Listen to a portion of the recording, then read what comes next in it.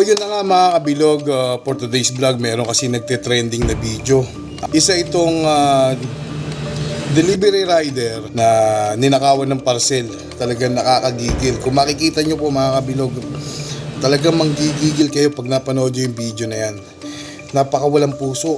Alam mo yung mga taong hindi kayang lumaban ng patas kasi nga magde-December na tapos ganyan ang ginagawa nila. Sobrang nakakagigil. Di wala sila marunong lumaban ng patas. Ito mga kabilog, panoorin natin yan. Pe-play ko na. Panoorin nyo, magigigil din kayo. Yan, mga kabilog, kung mapapansin nyo, ito yung naka-Honda Click na delivery rider. Hindi ko alam kung Shopee o Lazada to, pero yan, delivery rider yan. May dala siyang sako-sakong mga parcel. Isang sakong parcel pala yung dala niya. Yan, makikita nyo mga kabilog, yan, magdi-deliver siya dito sa may kanto. Iiwan niya dyan yung motor, tapos meron magnanakaw dyan. Makikita nyo dyan sa video, may biglang lalapit at nanakawin yung parcel. Nakakagigil mga kabilog. Yung mga tao na walang pakundangan, walang pakialam, basta, di ba?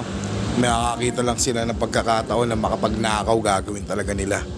So yan, papasok si kuya dyan sa may eskinita dyan sa loob. At yun, dadalhin na nga niya yung parcel niya. Tapos maya may makikita kayong isang motor at isang tricycle na dadaan. Ayan, yan na pala yung tricycle. Ayan, tsaka may motor yung magkaangkas. Ayan, may dumapang isang motor. Ayan yung tricycle. Yung nasa loob bababa. Yan nasa loob bababa. Nagtakip pa ng mukhang walang ya. Tapos parang walang nangyari. Sinakay yung sako. Yung parcel ni kuya sinakay sa tricycle. Tapos may hinahanap pa siya dyan na kung ano. Nabuksan pa niya yung compartment. Mga kabilog, nabuksan pa niya compartment. My God. Ano to? Iniwan ba ni kuya yung susi niya dun sa motor? Keyless yan, di ba? Nako, grabe. Wala na. Nanakaw na ang parcel ni kuya. Nako, laking problema na ito. Ayan, pass forward na natin mga kabilog. Nako, kawawa naman si kuya. Kaya sa lahat ng mga delivery rider, mag-iingat kayo sobra. Huwag niyong iiwanan basta-basta yung parcel. Yan Yan si kuya, tignan mo. Grabe, kamot ulo siya. Kamot sa hindi makati.